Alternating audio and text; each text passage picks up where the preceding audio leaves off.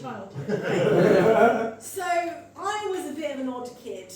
I was the kid in the playground that used to take the legs off the long leg thing, and the teachers used to call my parents in to talk about Amy. It was a bit weird. And it's a bit like that as an adult, right? The other day I was walking into the playground and I literally had to punch myself in the face to check I hadn't died, because I was going, hi. Now I did get a lot of attention after punching myself in the face. I got any more friends, but I wasn't dead. But people don't talk to you. If you're a bit of an oddbod, people don't talk to you. Another thing that I find really humbling about being a parent is what you do if you don't connect or really get your kid, right? Now, I've got two children, a boy and a girl. My daughter, I don't know where she came from. Now, I know where she came from because I've actually asked her to prove where she came from. Right? But I don't get her, okay? Because she's very, very nice. Like, punch her in the face, annoyingly nice. Like, she'll come up to me and be, you look lovely, Mummy, can I have a hug? And I'll be like, why? Can I do the washing up for you? Why? When she was younger, she was a bit weird. Like, my son would do a poo in his nappy and she'd be like, can I see, Mummy? And I'd be like, why? So there were some odd quirks, but there are certain things about children and triggers that you don't know how weird and dark they're going to be until you've experienced them. And one of them was the death of a pet, right? Now, I was upstairs getting ready. We've got a guinea pig. Had a guinea pig. I don't know what the fuck I'm doing. I was upstairs and I hear, so I'm like, what the fuck? And I run downstairs and I can see the guinea pig, and it was doing a bit like, paint me like one of your French ladies, but apocalyptic style. And it's amazing how quick a pet can go from cute and fluffy to, it had only been a few hours, but it was, and my daughter's like, Mummy, can I hold it while it goes through the pearly gates? And I'm thinking, mate, that thing has walked through the pearly gates, takes its shoes off, and it's already building its IKEA furniture. But you knock yourself out if you wanna hold it, right? So she grabs this thing and it comes out like, the glazed eyes. Oh, it's so sad. And I'm like, what the fuck can we do with this thing? Right? You hear about people who've murdered people, they bury them in the garden. I don't have a garden! What the fuck am I meant to do with this animal? Anyway, this wasn't the worst part of the event. Now, it started off with me making a very big mistake.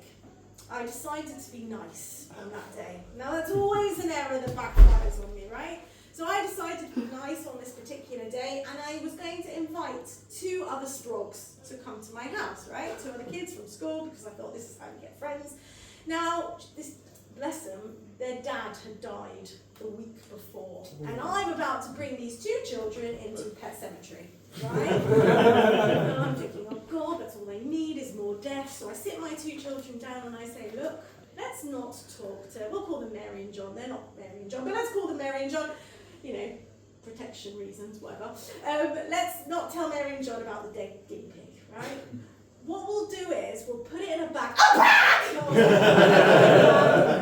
We'll put it in the pet carrier and we'll put it in the boot. In the boot! I was like, yes, we'll put it in the boot because then it's out of the way and they won't see it. Fine. She was happy to do that as long as the windows were open. Now, it's quite a warm day and I'm thinking, windows are good. We'll put the windows down, put the pet carrier in the car.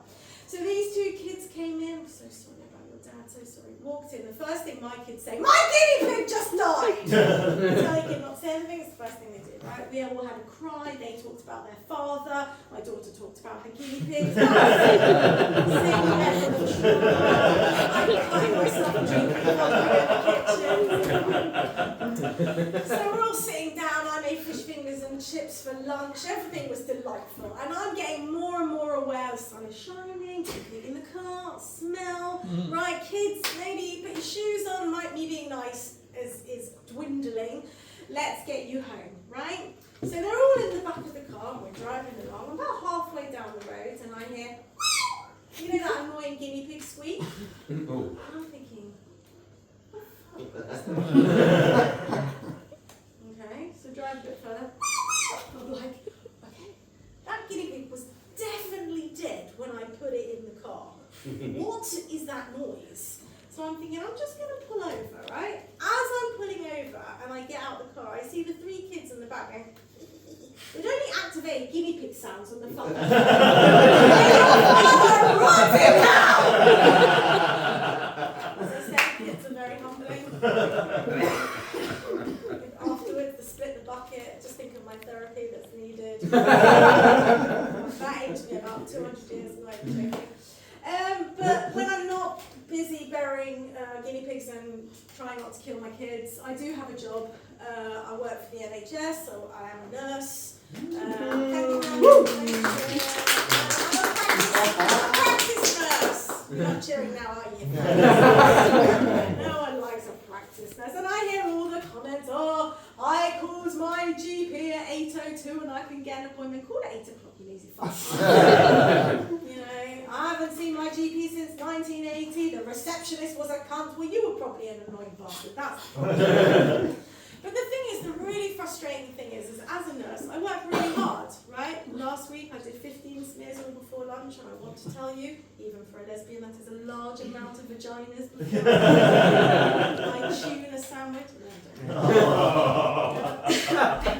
And the worst part for me is that when I'm doing a smear, because I do sumo, you all know what a smear is, there's many, many men in here.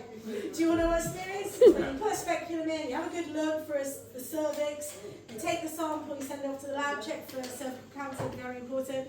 I don't really pay attention. I mean, obviously I pay attention, otherwise I'd get it in the arsehole, not in the vagina. But I do pay attention. I'm not really paying attention. Do you know what I mean? I'm not like, ooh, that looks nice, you know, it flaps. I'm just doing my job because it's my job. But I don't really remember the vagina after they left. I remember I've done the patient, but I'm not examining it. I don't really care. I'm very good with faces. And there's been many an occasion where I've been in Leeds city centre and I've walked past someone in B&M being like, hiya! And I can see them like, I did your smear last week, didn't I? Because they obviously know who I am much more than I know who they are. So, but one thing I don't understand about people is why you lie. I'm going to find out, right? You know, they come into the surgery. Do you smoke? No. Do you drink? Have you had unprotected sex in the last 2 weeks? No. Well, your dick is green. I am going to find out. But, you know, I actually was on the other side of it. I had some health things the last couple of weeks. A bit of a surprise. I took part in some cardiac study. And when I went to the cardiologist, because they called me in, the bedside manner of the cardiologist was next, like top notch. He actually said to me, you should be very grateful because we usually only discover this in a post-mortem. And I was like, where's the fucking Prosecco? Wow, party, you know, that's great. And he said to me, well, this thing usually happens in exercise, so refrain from it until we know. I'm like, you don't have to tell me twice, where's the fried chicken? Do you know what I mean? Don't tell me about refraining from exercise. But it did get me thinking to an incident that I had a couple of years back. I used to work in a call centre. It wasn't like a sex one, it was an emergency one. And patients used to phone in with medical conditions, right? And if I thought it was an emergency, I would send out an ambulance. It was pretty cool, their name would pop up on my screen. And I had a patient phone up, and I picked up the phone and I said, Mr. Smith, is everything okay? To which he responded, ah! Now, I'm quite quick, I am, so I took from that everything was not okay. We were talking the same language, the same wavelength. And I said to him, I'm guessing you're not okay. It's not. And what's happened? And he said, I've received a shock from my automatic defibrillator. Now, for anyone who knows what a defibrillator is, if you've seen in the movies where they bing, clear, and the people fly off the bed, this one is instilled inside the heart, and it gives a shock, and it hurts like a motherfucker, right? But it does save your life, because it stops your heart doing funky things, right? So I dispatched an ambulance, and then I made my next error, which was I decided to be nice and engage in conversation. To which I said to 79-year-old Mr. Smith, what were you doing before it happened? To which he replied, I was wanking. Now, it did get me thinking about my current predicament.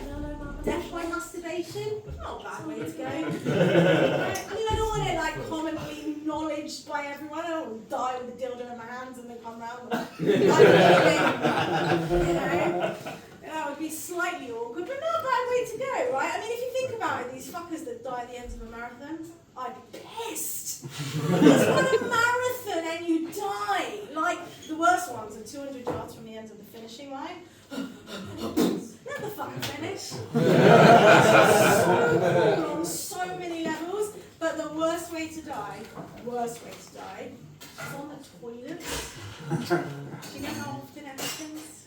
Does anyone know the king of rock and roll? Elvis. Does anyone know 10 of Elvis's songs? You all know how that fucker died, right? So you 5 people. Now, my final joke talks about boobs. I feel like, well, you don't have any. So I'm that joke because it's massively irrelevant to all of you men. But